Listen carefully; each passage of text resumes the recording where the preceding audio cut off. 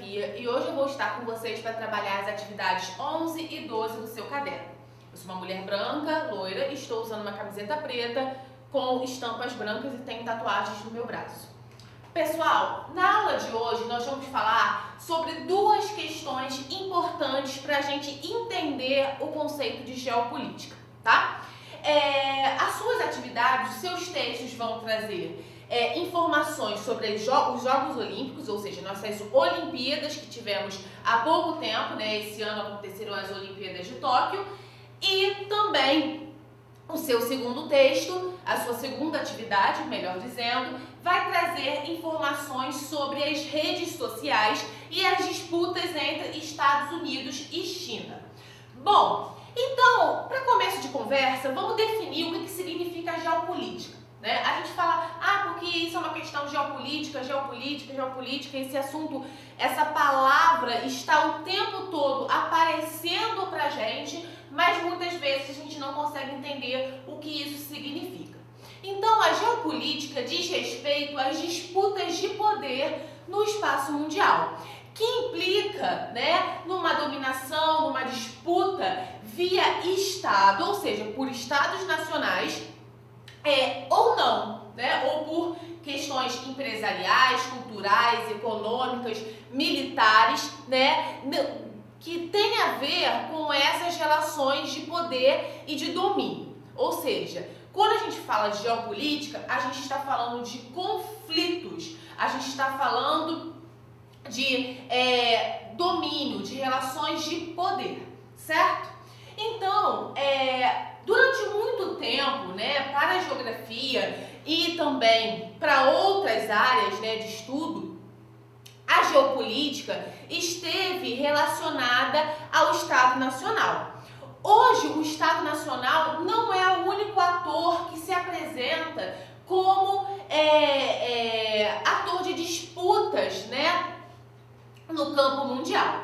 Então, a gente pode entender o seguinte: o Estado-nação, ele não é mais a única representação geopolítica. Sofre a concorrência de muitas outras representações, muito mais vastas, mais fluidas e também mais restritas ou mais precisas.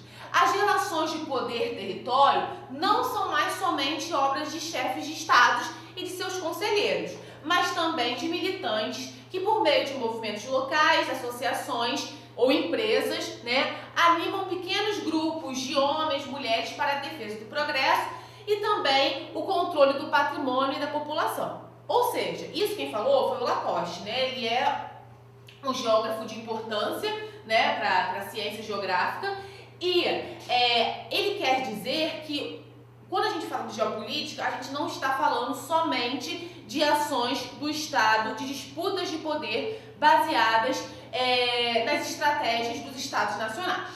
Bom, vocês vão entender, isso está parecendo um pouco confuso, mas vai fazer sentido no final.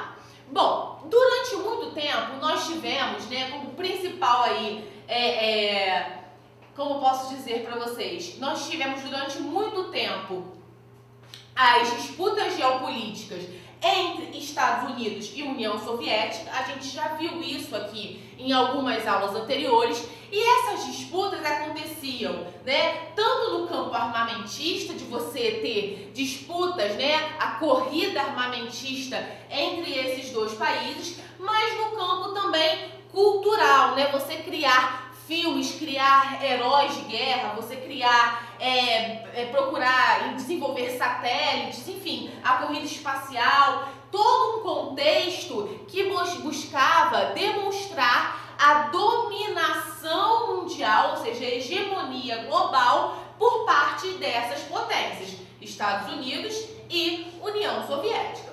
A Guerra Fria acabou, né? Na década de 90 a gente teve a dissolução da União Soviética, mas até hoje nós temos ainda resquícios dessas disputas globais, né? Nesse campo de disputa entre países. Bom, um dos campos são os Jogos Olímpicos, né? Que é o que a sua atividade vai trazer. Observa para mim essas imagens. Elas são das Olimpíadas de 1980, tá? Nessas Olimpíadas, inclusive, os Estados Unidos boicotou, ele não quis participar. Foi uma Olimpíada que aconteceu em Moscou, né? No ápice aí da Guerra Fria, no auge da Guerra Fria, digamos assim, não no auge, né? Mas durante a Guerra Fria, digamos, né? E nesse período, os Estados Unidos não quiseram participar, baniram seus atletas de participarem dessas Olimpíadas, quiseram influenciar diversas potências, né, capitalistas europeias para que elas não participassem também dos Jogos Olímpicos.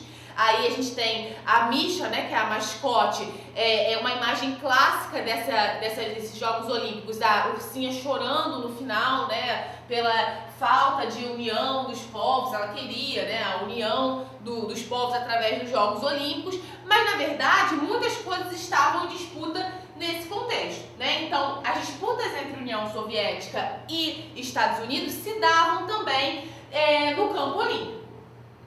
Hoje nós temos acentuado no mundo, né, as disputas entre Estados Unidos e China. Se a Rússia perdeu em partes o seu preponderismo, né, a sua importância global como segunda maior potência, né, com o fim da União Soviética, hoje a China ela está num campo de disputa econômico, financeiro, cultural, político com os Estados Unidos. Alguns pensadores, alguns analistas sociais não falam de uma guerra fria hoje, né? Mas a gente consegue perceber que existem contextos de disputa, sobretudo no campo comercial, como vocês veem nessa imagem aqui, né? 2 contêineres se chocando através de embargos, né? De mercadorias de um país para o outro, enfim, né? Disputas que vão acontecer nesse campo.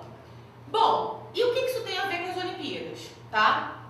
Nesse ano, existiu uma disputa muito forte pelo topo do quadro de medalhas, né? Você vai olhar aqui, Olimpíadas de Tóquio 2020, professora, foi em 2021, né? Mas as Olimpíadas, né, são referidas ao ano de 2020, que é quando ela deveria ter acontecido, mas por conta da pandemia, isso não foi possível. Então, os Jogos foram disputados no ano de 2021, e a imprensa americana, né, burlou, na verdade, modificou o quadro de medalhas sucessivas vezes para manter os Estados Unidos no topo. Qual é a regra, né?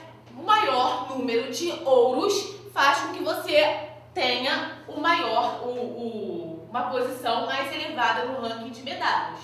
Os Estados Unidos tinham menos ouro do que a China, embora tivesse mais medalhas. E por conta disso, pelo número total de medalhas, os Estados Unidos, segundo a imprensa americana, de diversos jornais, ficou no topo dessa lista durante algumas semanas, né? Durante alguns dias dos Jogos Olímpicos. Só que a gente sabia que a China tinha mais ouro do que os Estados Unidos. O que isso significa?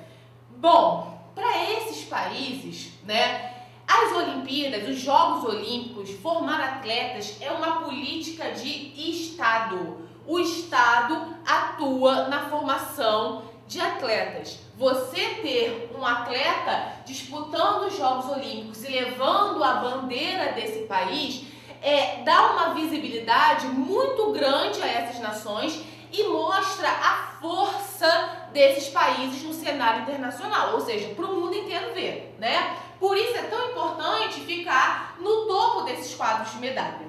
A Rússia, por mais que não seja mais a União Soviética, a Rússia até hoje tem como política de Estado a formação de atletas. A China seguiu pelo mesmo caminho, né? Observa aí o quadro de medalhas. A China seguiu pelo mesmo caminho. Os Estados Unidos também têm como política de Estado o incentivo à formação de atletas. Ou seja, pessoal, você ter um destaque no cenário olímpico, né, mostra também a sua força internacional como potência econômica, cultural, política e afins. Por isso, essa disputa. No final das contas, né, os Estados Unidos de fato ganhou mais ouros do que a China e permaneceu no topo do ranking global de medalhas olímpicas no ano de 2021, né? Tóquio 2020 e 2021. seguido da China, depois Japão, aqui deixa eu dar uma olhadinha, Grã-Bretanha, também os atletas da Rússia. A Rússia está banida dos Jogos Olímpicos como país por causa de casos de doping, escândalos olímpicos, né? Enfim, e não foram à toa, justamente para justificar o poder desse país, e hoje os atletas não podem cantar o hino russo nos Jogos Olímpicos. Para vocês verem a importância dos Jogos Olímpicos para essas disputas geopolíticas que a gente conceituou lá no começo da nossa aula. Bom, então, as disputas de poder, elas acontecem de duas formas. Nós temos o hard power, né, que é o poder duro, e também temos o soft power, que é o poder brando. O que é o hard power? É a capacidade de um Estado, né, influenciar ou exercer poder sobre o comportamento de outro, né, mediante o emprego de recursos militares, econômicos, como por exemplo através de sanções econômicas, embargos ou suspensão de negociações entre os países, ou seja, suspensão de investimentos entre os países, ou seja, é um poder duro, é um poder baseado em políticas mais rígidas de ação do Estado. E o soft power seria um poder mais brando, ou seja, é aquele que está no campo da influência, por exemplo, cultural, né? É aquele, por exemplo, que vai fazer com que determinada cultura de determinado país seja influenciada, seja levada, né, massificada num outro lugar. Por exemplo, o K-pop.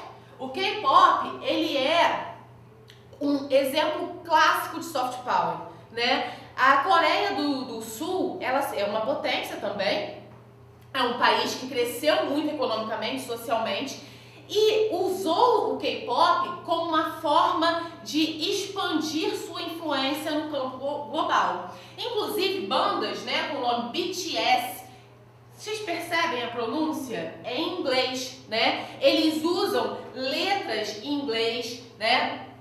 Eles usam palavras em inglês no meio da música justamente para difundir, né, e espalhar a influência dessa música no cenário global. Não só em músicas, tá? O penúltimo Oscar, quem ganhou foi Parasita, que é um filme coreano, sul-coreano, né? Isso demonstra o poder da Coreia do Sul frente à cultura global através desses recursos, né, que fazem parte desse contexto de soft power que a gente está falando. De ideologias, né, do cinema, da música, enfim, né, através do cinema e da música, por exemplo. Outros campos de disputa geopolítica: Instagram, que vocês conhecem muito bem, e TikTok, né? O Instagram é americano, o TikTok é chinês. Lembra do começo da aula que a gente está falando sobre China e Estados Unidos? Inclusive, o Estado intervém diretamente sobre a ação dessas empresas nos seus países.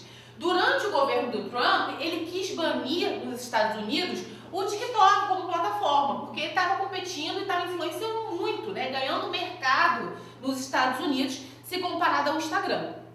Então, essas empresas têm estratégias comportamentais de você ficar lá o dia inteiro assistindo o vídeo, a velocidade que você consome, que vão fazer com que os algoritmos da máquina, né, aprenda o seu comportamento, né, e te influencie a partir disso. E como essa influência acontece? Joga informação para você, joga vídeo. Você gosta, né, de roupa de blogueira, você gosta de assistir lá as roupas de uma determinada marca e não por acaso você vai começar a olhar o seu celular e vai aparecer um monte de vídeo daquela marca, né? Isso não é à toa. E isso vai fomentar que você faça o quê?